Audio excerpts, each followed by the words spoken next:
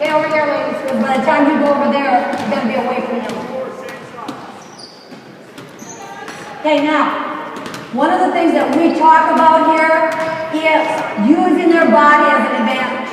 Okay, so we're going to do 1v1. One of the things we use as kind of a teaching point is, do you want to be the bug or do you want to be the windshield?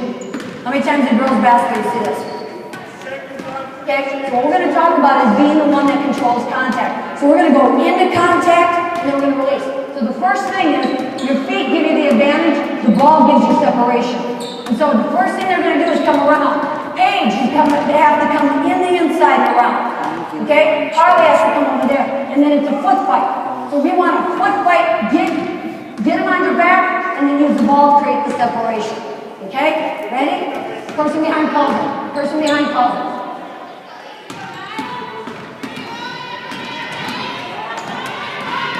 So they're really working on that view, getting that foot